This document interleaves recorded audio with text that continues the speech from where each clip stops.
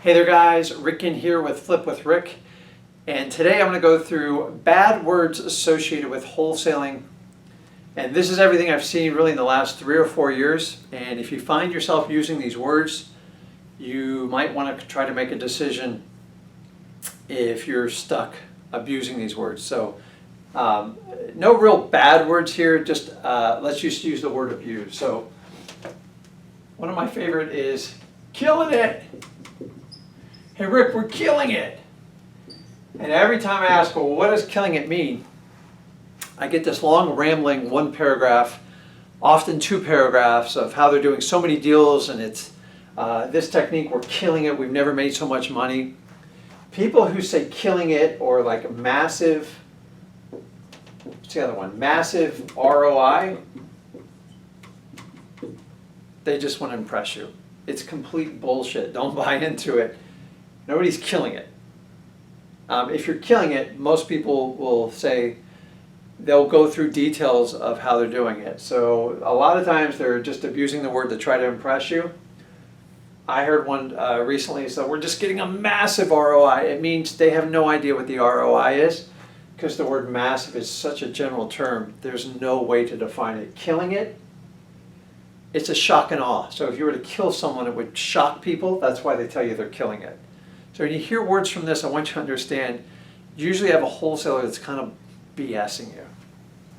Okay? Here's kind of my pet peeve. Crushing it. So we should just call them the its. What are you crushing? You're crushing cans? I mean, I don't get it. Crushing it, once again, it's to impress you, to make them feel important. Complete BS term. I don't know what crushing it means. There's no way to calculate an ROI on it. I don't know what the marketing method is. People say words like this to try to impress you, and they're typically people that don't know how to communicate the correct numbers. So in today's day of social media, we all want to look like super and impressive. These words, honestly, I just cringe every time I see it. So let me give you some new modern terminology you might want to watch out for. Get your hustle on. You got to bust your butt with hustle. Now, I started out with hustle. I love hustle. But at some point, hustle actually has to turn into a real business plan, a real system. Hustle really means you're just pushing and fighting every day.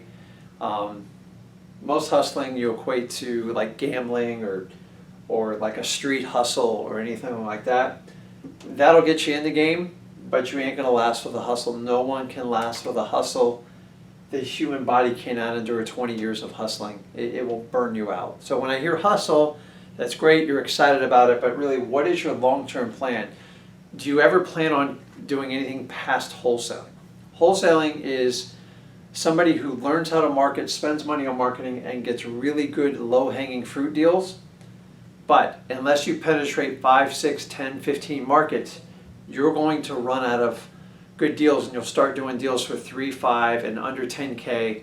And to be honest with you, I don't teach that stuff because I think it's a complete waste of time. In my opinion, you'd be better off being a realtor. And my last favorite word is, you got to get that grind on. Well, what does grind mean? Grind like a meat grinder. Like, who the hell wants to go through that much torture?